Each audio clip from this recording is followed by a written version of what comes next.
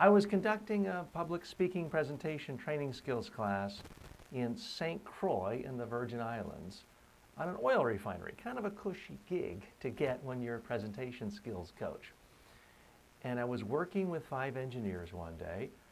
One of the engineers stands up, delivers his PowerPoint presentation. In the middle of the presentation, there was a little bird that fluttered across as a special effect in one of his slides by design. And this was around 2004 or so. So the special effects were not that sophisticated with PowerPoint or anything else back then, more than 15 years ago. But it fluttered, and I looked at the room, and everyone's like, oh, wow, cool.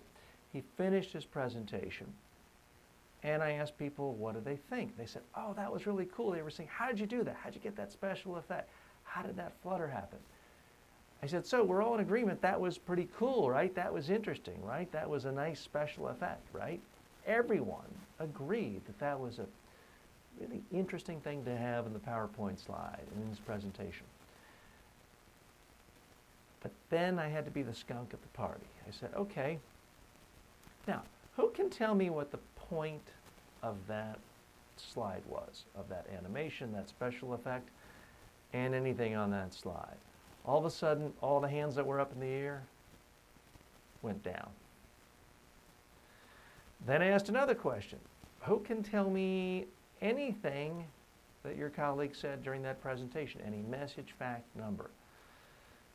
Nobody had any idea. So, is that good to have special effects? It is if you're trying to sell your ability to create special effects for movies and other things. But it did not help this particular engineer talk about the specific problems he was trying to solve as it relates to how he was redesigning elements of that part of the refinery. It didn't work. By definition, I tested it. No one could understand or remember the message. So here's what I want you to think about when it comes to special effects. Is it truly helping your audience understand your message more and remember your message more? If it's just about whoosh, boom, bam, fireworks, it's not helping. Now, the special effects have gotten a lot better on PowerPoint and all sorts of other programs you can use to create presentations.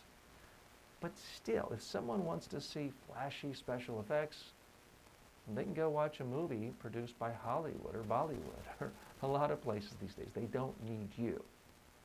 So my recommendation, keep it simple. Make sure you have simple images that make your message come alive and memorable. And don't waste time on the animation and special effects unless there's a really good reason to do it and it helps people understand and remember the message.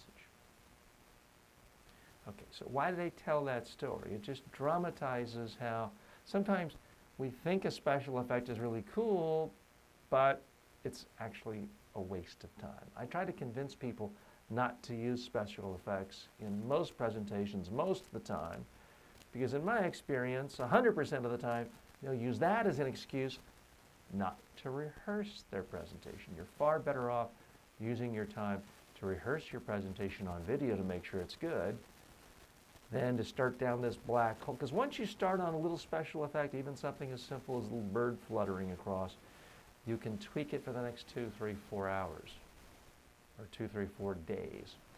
And human nature being what it is, you'll use that as an excuse not to practice, not to video record, not to test your speech in front of other people.